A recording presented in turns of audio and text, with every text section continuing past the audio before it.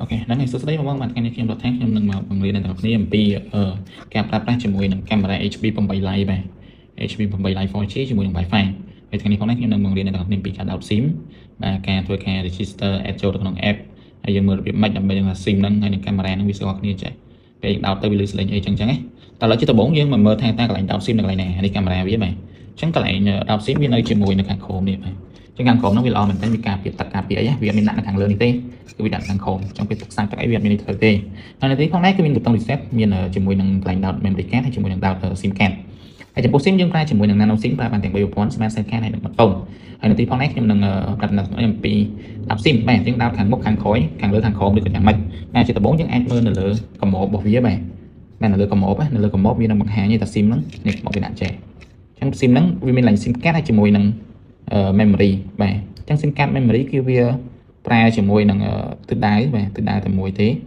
បាទអញ្ចឹងខ្ញុំតែខ្ញុំដាក់អញ្ចឹងហើយខ្ញុំដាក់ SIM card អញ្ចឹងដាក់ SIM card នៅខាងនេះបាទអញ្ចឹងវាដូចគ្នាទិសដៅតែមួយអញ្ចឹងពេលយើងចាក់ចូលចេះវាដាក់ចេះនេះឃើញទេអាក្រហមតិចហ្នឹងផ្ងាឡើងទៅលើហើយចាក់ចូលចេះតោះឥឡូវយើងដកចេញវាមកបាទអញ្ចឹងយើងមកមុខមកបាទនេះអូខេពេលយើងចុចទៅវានឹងលឺសលេងណាបាទ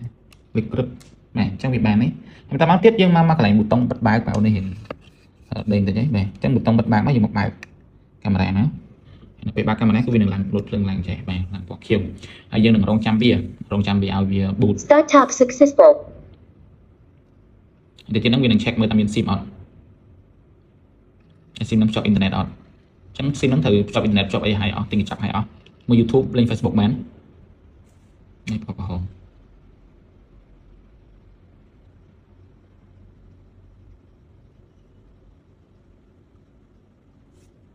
អត់លឺសលេងអីទេតើយើងសាកល្បងដក SIM ឯងដាក់ដក SIM វិញ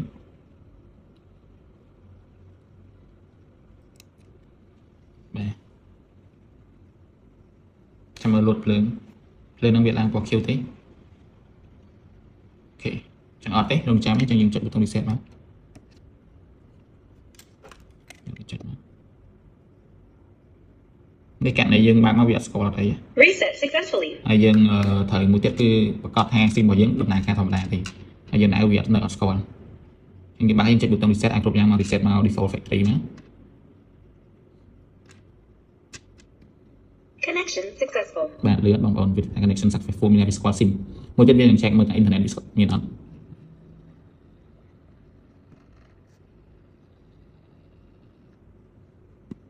platform registration failed please check the help information in application file មានន័យថាភ្ជាប់អ៊ីនធឺណិតបានទេ platform registration successful អូខេអញ្ចឹងវានៅពេលដែលវា fail ហើយកាមេរ៉ាវានឹងធ្វើការ recheck ម្ដងទៀតបាទធម្មតាបើសិនជាលើកទី1វាស្គាល់គឺអត់អីទេតែបើសិនជា fail វានៅតែ recheck ហើយបើកាមេរ៉ាហ្នឹង3 4 5ដងហើយវា recheck នៅតែ fail ដែរមានន័យថាវាឈប់ recheck ហើយវាឲ្យយើង check មើលខ្លួនឯងតែព្រោះពេលខ្លះSIM របស់យើងភ្លេចបញ្ចូលលុយឬក៏យើងអត់បាន check ថាមានដើរ YouTube ឬក៏ Facebook ហ្នឹងបាទហើយមួយទៀតខ្ញុំបញ្ជាក់ថានៅពេលដែលវាភ្ជាប់ជាមួយនឹងអ៊ីនធឺណិតហើយអស់យើងមកមើលនេះជាមួយនឹង status ហើយអញ្ចឹងវាលុតមួយបាទអូខេអញ្ចឹងអានេះមានន័យថាវាភ្ជាប់បានហើយអញ្ចឹងជាថ្មីម្ដងទៀតនៅពេលដែលបងប្អូនយកទៅប្រើប្រាស់បើសិនជាវាអត់មានលុតភ្លើងខៀវឬក៏មាន check ជាមួយ SIM ទេយើងគ្រាន់តែចុចប៊ូតុង reset ទៅបាទឲ្យវាត្រឡប់មកដើមវិញហើយបើសិនជាចុចប៊ូតុង reset ហើយអត់ស្គាល់ SIM ទៀតយើងអាចធ្វើការផ្លាស់ប្ដូរ SIM សិនទៅបាទ